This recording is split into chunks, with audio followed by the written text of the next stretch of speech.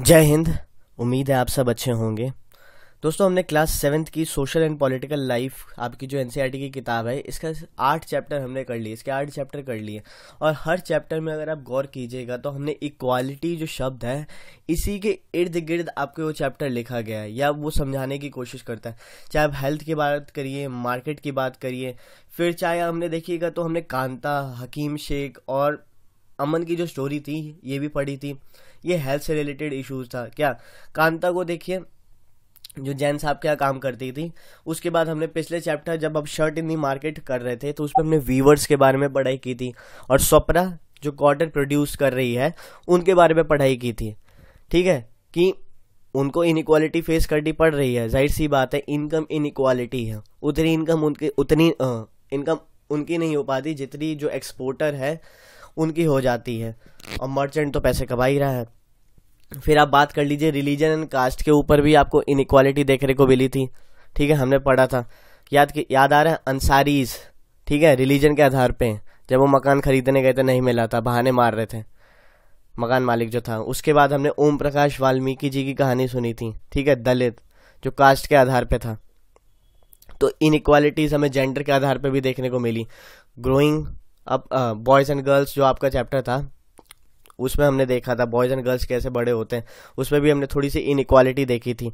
तो ये चैप्टर अगर देखिएगा तो ये आपको ये बताएगा कि हम क्या है ना, कि जो भी चीज़ अगर हमें चाहिए होती है ना, तो ऐसा नहीं है कि हम घर पे बैठे हैं पालथी मार के बैठ के कुर्सी पे या बेड पे, और जी चाहिए हमें हाथ में फ्री की चीज़ मिल जाए, नहीं मिलेगी ऐसे। ठीक है, अगर आपको चाहिए या तो छीन लो या तो लड़ाई करो। वैसे ही है कि अगर आपको इक्वालिटी इन्हें चाहिए तो इन्हें खुद खड़ा होना पड़ेगा, खुद दम लगाना पड़ेगा, और खुद के बूते पे इक्वालिटी छीननी पड़ेगी।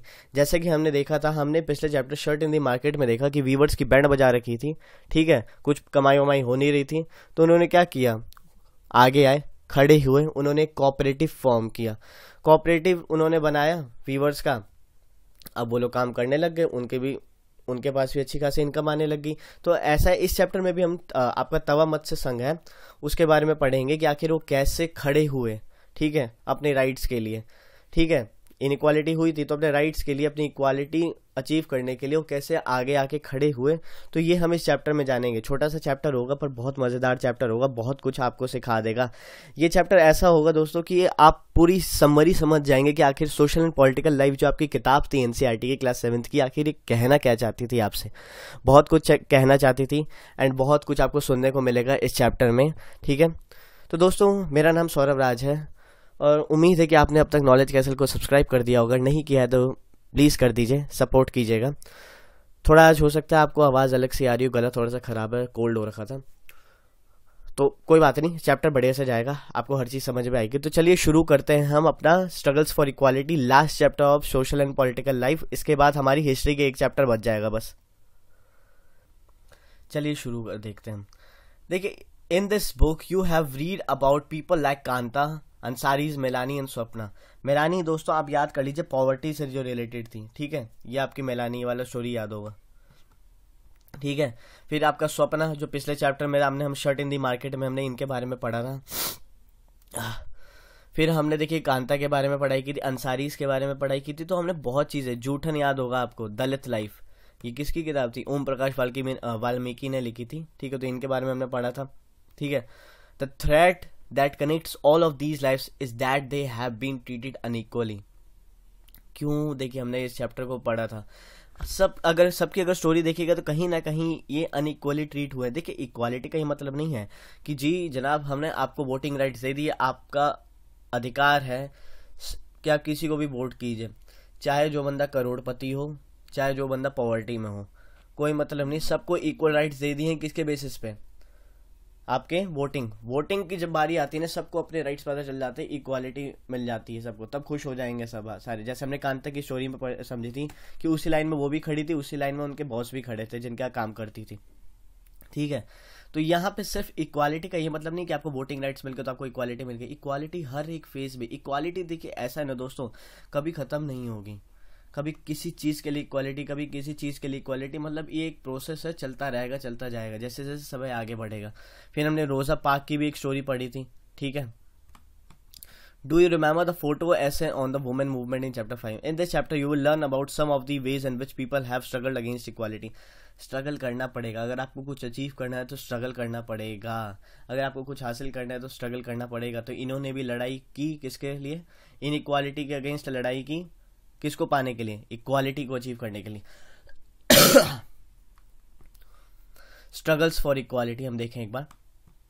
Throughout the world, in every community, village, city and town, you will find that there are some people who are known and respected because of their fight for equality. अगर आप देखिएगा अपने आसपास, अगर गांव वगैरह में आपने कई बार ऐसे सुना होगा कि हम बहुत से ऐसे लोगों को जानते हैं जिन्होंने इक्वालिटी के लिए लड़ाई की थी। ठीक है, ठीक है, जब तक आप लड़ेंगे नहीं तब तक आपको कोई जानेगा नहीं। स्ट्रगल करिएगा सब चीज़ जानेंगे। तो ठीक है, आपको लड़ना पड़ेगा। तो यही आप कितने सारे एग्जाम्पल, ओम प्रकाश वाल्मीकि हो गए। ठीक है, अगर हमारे देखिएगा the father of the Indian constitution जैसे हम कहते हैं, जिन्होंने बनाया आपके डॉक्टर बी आर अम्बेडकर साहब। ठीक है, उनको भी इनइक्वल ट्रीट किया जाता था। ठीक है, पर उन्होंने फाइट किया था, उनको उससे मतलब नहीं था। वो तो कहते थे बोलते रहो बोलते रहो। ठीक है, तुम बोलोगे मेरे को और मोटिवेशन आएगा।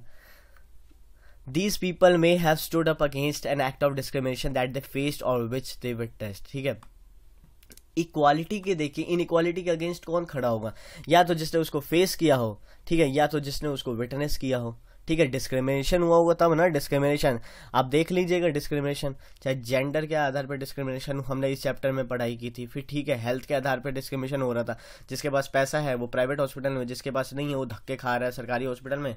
आज ब्लड टेस्ट होता है, 2 दिन बाद रिपोर्ट आती है, 2 दिन बाद रिपोर्ट आएगी, वो दवाई देगा। ठीक है, कहेगा 2 दिन बाद और आइएगा, फिर हम चेक करेंगे। फिर वो चेक करेगा, कहेगा फिर जाओ। मतलब 1 हफ्ते तो बंदा घूमते रहे और काई की तबीयत ठीक होती है। मतलब इस तरीके की हालत थी हमने जब हमने कांता वाली स्टोरी पढ़ी थी।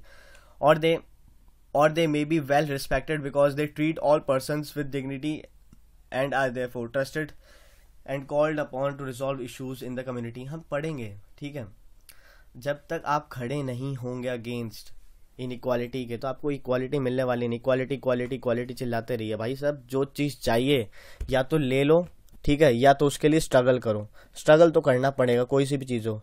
अगर आपको किसी भी कॉम्पिटेटिव एग्जाम्स को या लाइफ में आपको एक बड़ा बिजनेस एम्पायर खड़ा करना है, या लड़ाई तो करनी पड़ेगी, स्ट्रगल करना पड़ेगा।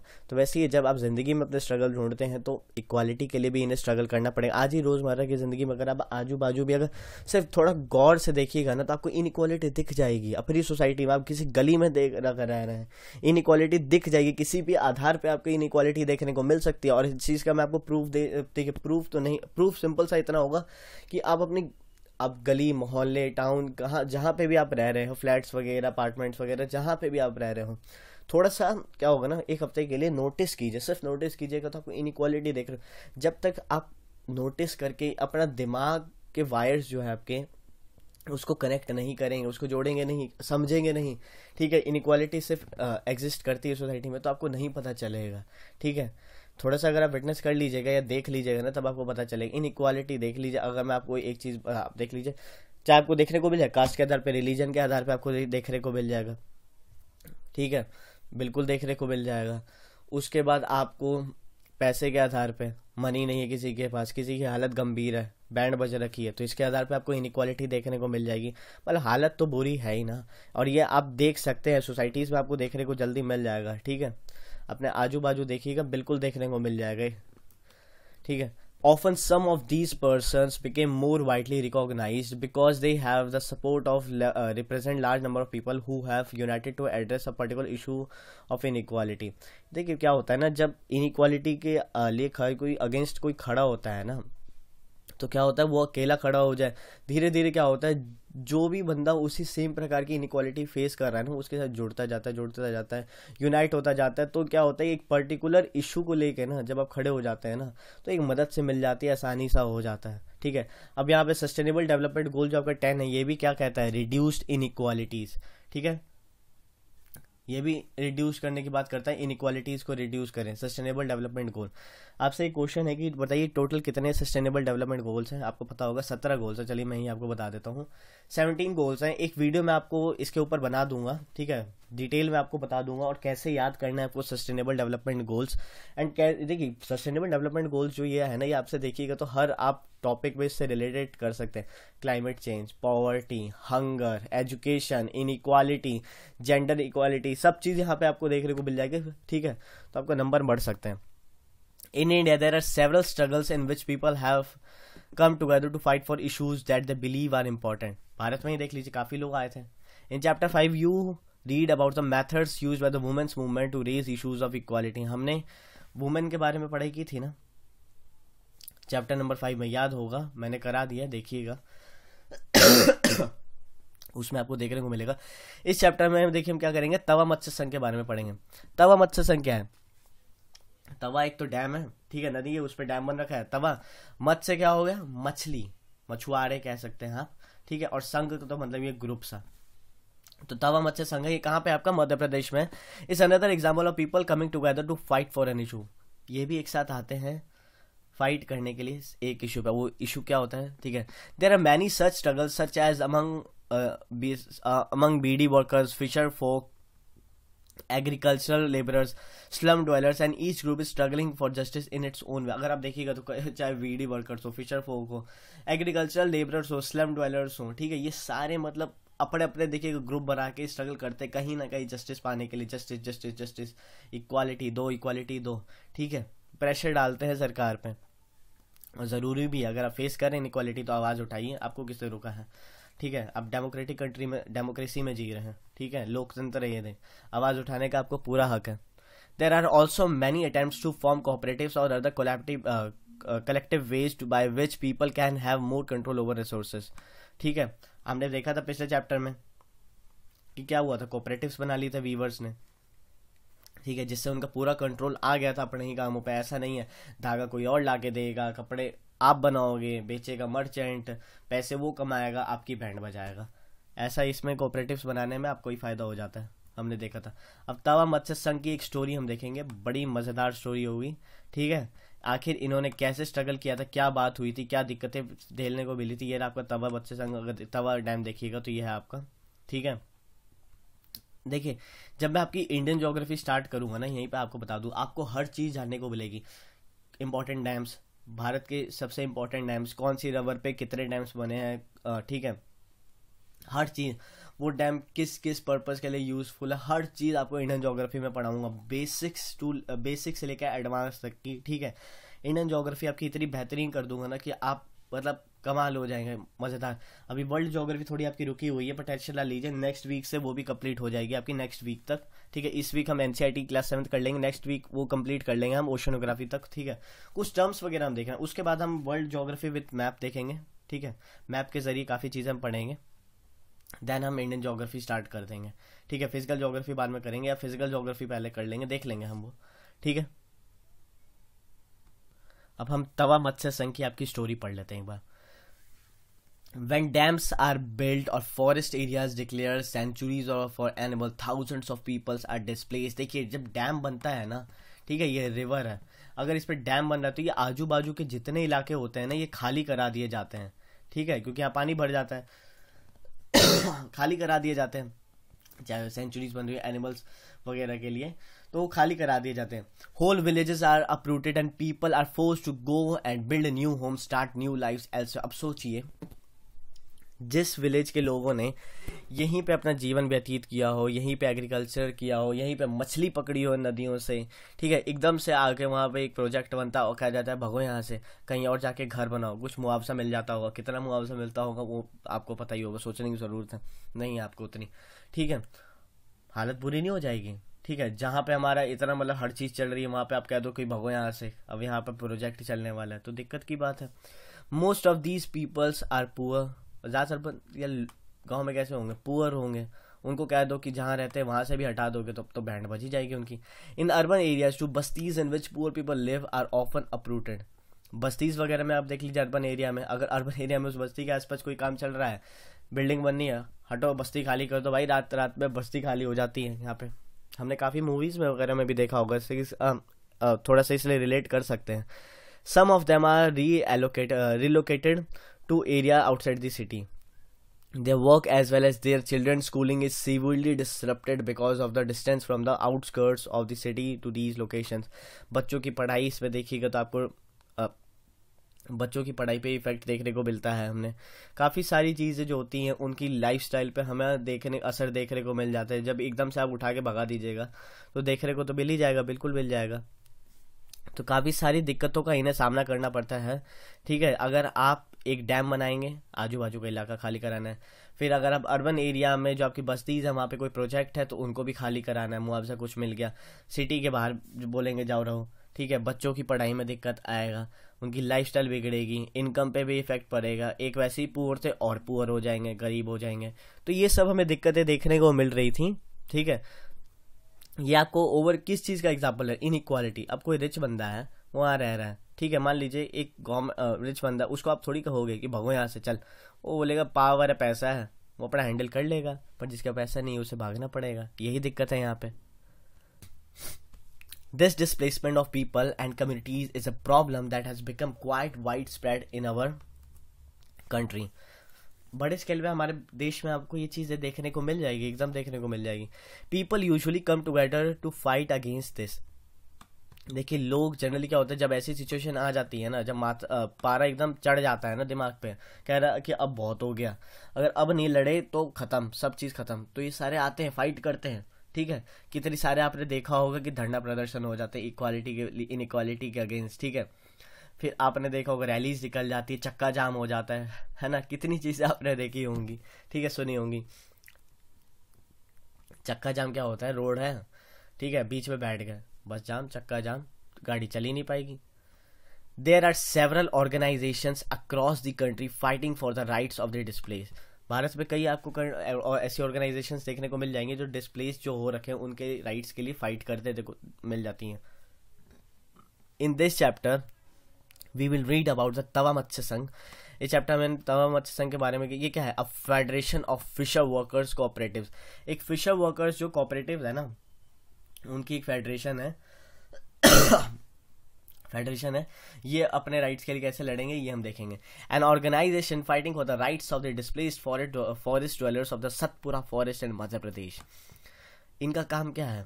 ये फाइट करेंगे किसके राइट्स के लिए? जो फॉरेस्ट ड्वेलर्स डिस्प्लेस किए गए हैं सतपुरा फॉरेस्ट से मध्य प्रदेश में। फिर फिशर वर्कर्स हैं, फिशिंग के लिए भी।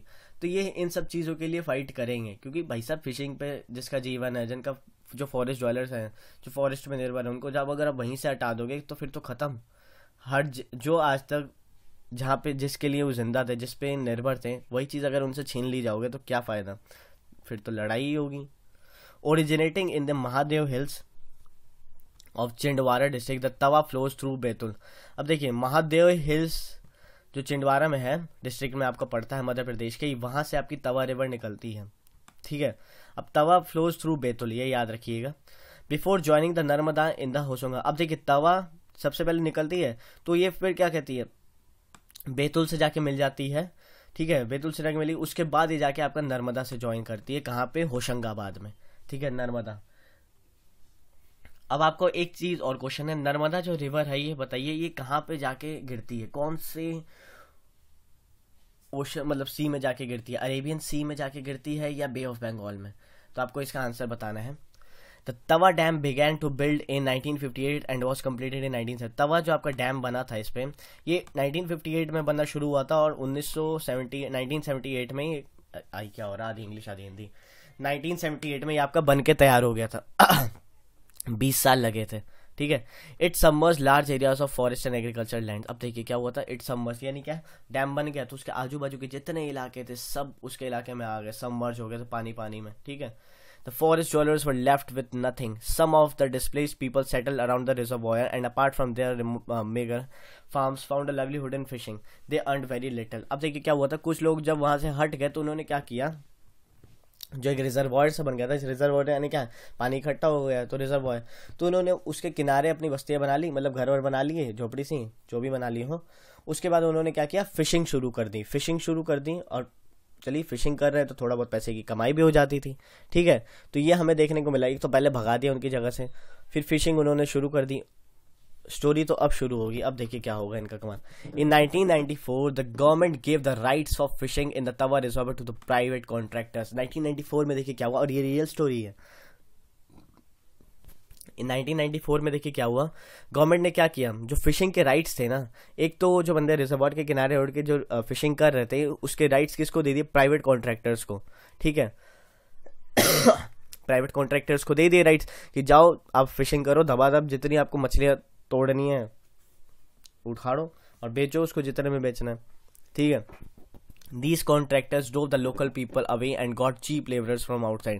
अब क्या किया, इन जो आपके जो कॉन्ट्रैक्टर्स थे, इन्होंने जो लोकल लोग वहाँ पे मछलियाँ पकड़ रहे थे उनको कह दिया, ओ चलो भगो यहाँ से, हमें यहाँ पे सरकार ने राइट्स दे दिए हैं मछलियाँ पकड़ने के। ठीक है, अब हम यहाँ पे मच्छी मार्केट बनाएंगे। ठीक है, तुम मच्छी यहाँ से नहीं पकड़ोगे, हम यहाँ से मच्छी पकड़ेंगे। और उन्होंने लेबर्स भी बाहर से ले आए, जो ऐसा भी नहीं है कि वहाँ के जो आजू बाजू के लोग थे उनको पकड़ लिया कि चलो तुम ही पकड़, हाँ लेबर्स के तौर पे वो बाहर से लेबर ले से आए चीप रेट पे। ठीक है, मतलब नौकरी भी नहीं दी, मछलियाँ जो पकड़ते थे वो भी छीन लिया, माथा तो गर्म हो गई विलेजर्स का। The contractors begins to threaten the villagers who did not want to leave by bringing in hoodlums. अब देखिए कॉन्ट्रैक्टर्स ने क्या किया, विलेजर्स को, जो विलेजर्स वहाँ पे जो मछलियाँ पकड़ते थे, जो लोग नहीं माने कि हम नहीं हटेंगे, कुछ भी करना है कर लो, उनको इन्होंने क्या किया, डराने धमकाने मारने पीटने लग गए। ठीक है, काफ़ी सारी अगर आप देखिएगा तो आपको मूवीज़ वगैरह में ऐसे देखने को मिलेगा, जो जो नहीं हटते थे मारने शुरू कर देते, बैंड बजाने, प्राइवेट कॉन्ट्रैक्टर्स ने मारने शुरू किए।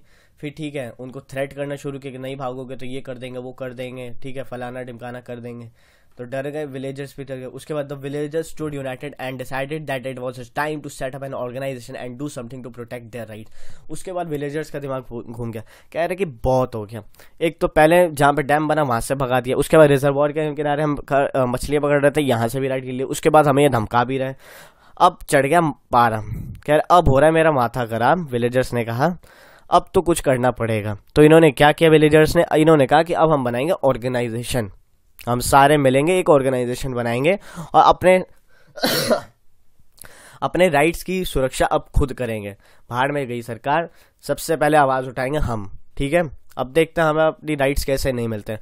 उसके बाद इन्होंने बना दिया तवा मत्स्य संघ। ठीक है, ऑर्गेनाइज रैलीज एंड चक्का जाम रोड ब्लॉकेड, जो मैंने आपको बताया था। तवा मत्स्य संघ ने क्या किया, रैलीज निकाली चक्का जाम के, demanding the rights to continue fishing for their livelihood. इन्होंने क्या किया, चक्का जाम कर दिया, रैलीज निकाली और क्या कहा, डिमांड किया कि हमारे जो हम जिस चीज़ पर निर्भर थे, ठीक है, फिशिंग जो ये करते थे, वो दो, वो अधिकार दो वापस, हमें अपनी फिशिंग राइट्स जो हम फिशिंग जो करते थे उसके राइट्स दो, क्योंकि इसी पे तो हम निर्भर हैं, हमारी पूरी ज़िंदगी इसी पे तो है, थोड़े बहुत पैसे जो इसी से आते हैं, बच्चों की पढ़ाई जल्दी, खाना पाना पीना चलता है, इसी पे तो है, और ये भी छीन लोगे। धड़ाधड़ इन्होंने चक्का जाम किए।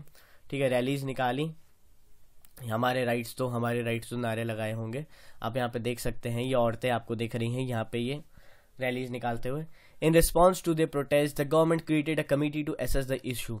अब देखिए इतना ज़्यादा यहाँ पे शोर शराबा हो गया था, इतना ज़्यादा हद तक ये बढ़ गया था, तो गवर्नमेंट ने क्या किया, ठीक है, एक कमेटी बिठा दी और उन्होंने बोला एक बार इस इशू को गौर तो करो यार, आखिर इतना ज़्यादा क्या पंगा हो गया। The committee recommended that fishing rights be granted to the villagers for the livelihood.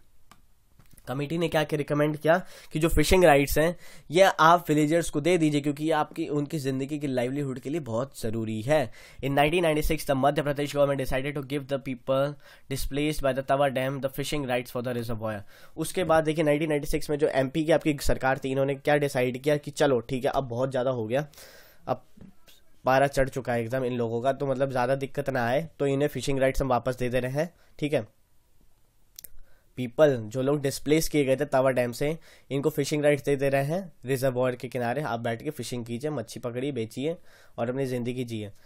A 5-year lease agreement was signed 2 months later. ठीक है, on January 2, 1997 people from 33 villages of Tawa started the new year with the first catch.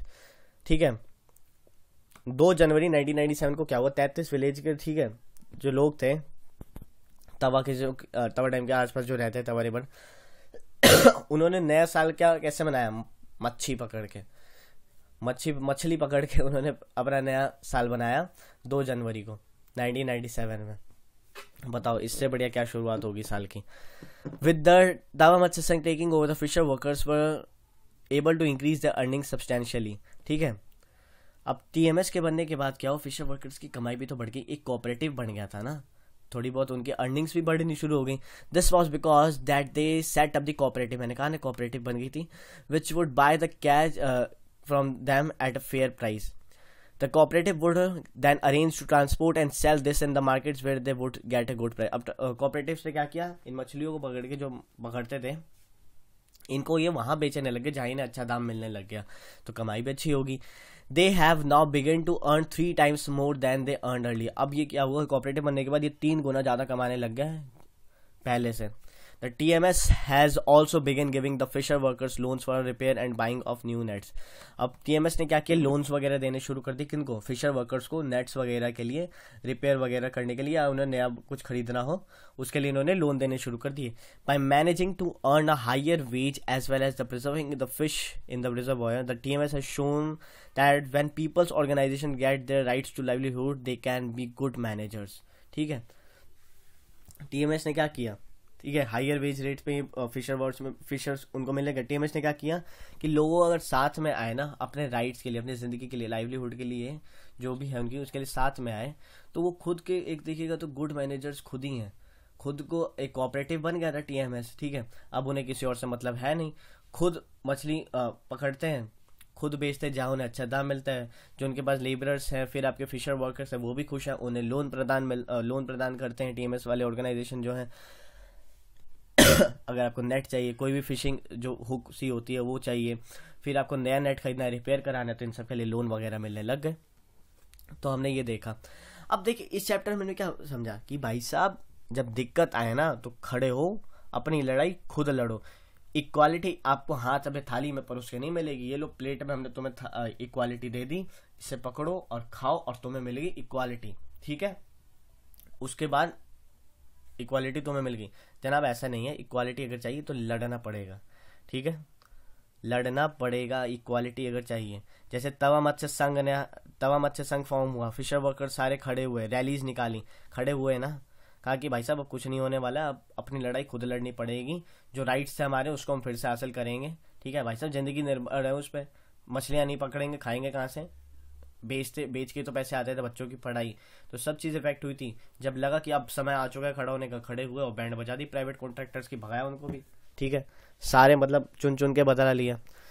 अब यहाँ पे देखिए दोस्तों, ये chapter का आपका आखिरी पोर्शन है, एक लास्ट स्लाइड है, इसमें मैंने सिर्फ हेडिंग डाली है, मैंने पूरा कोई यहाँ पे नोट्स वगैरह नहीं, क्योंकि ये मैं आपको बोल के ही समझा दूंगा।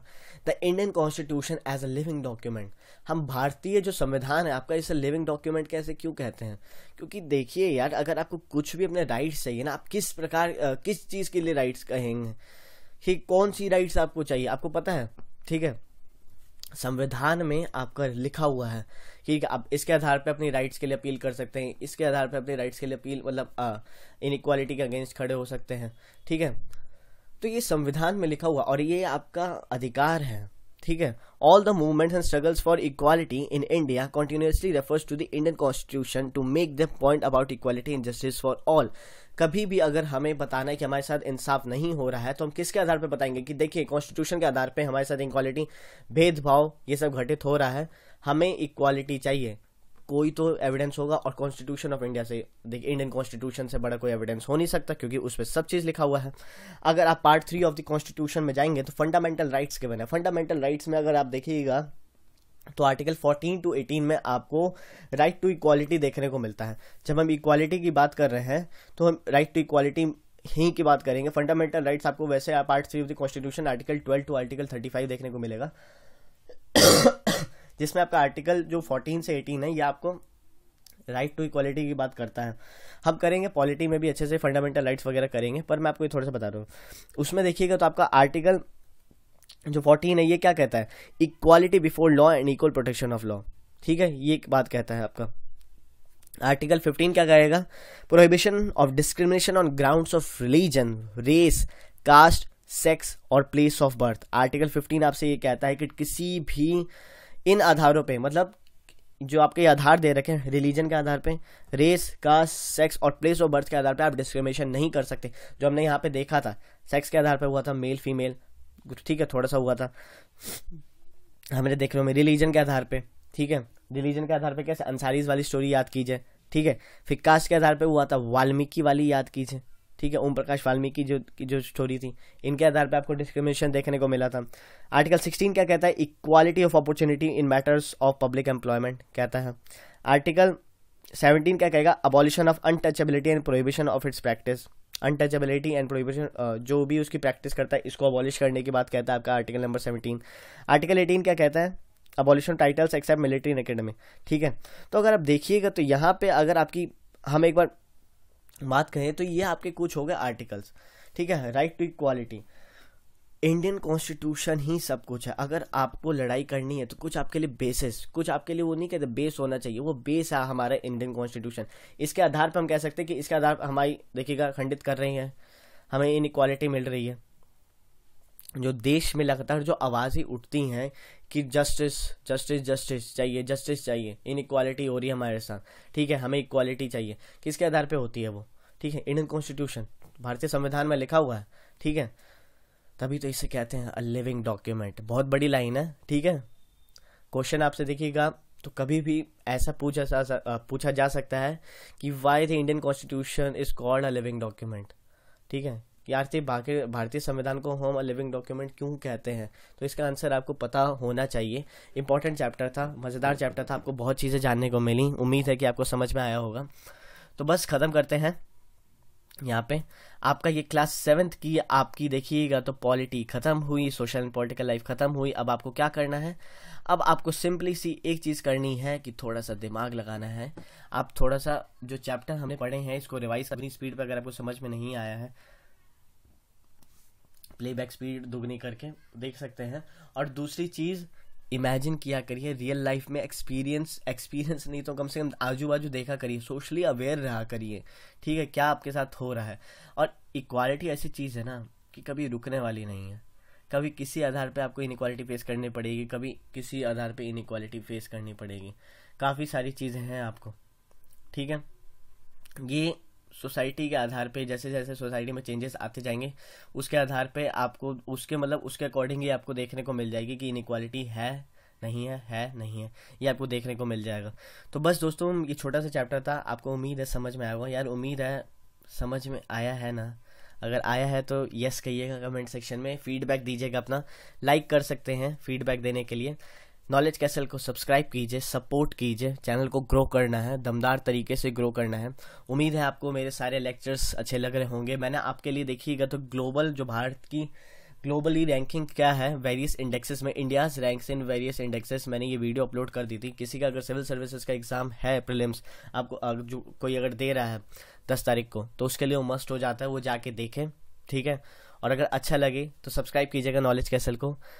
Thank you so much for watching this video lecture. God bless you all. Jai Hind.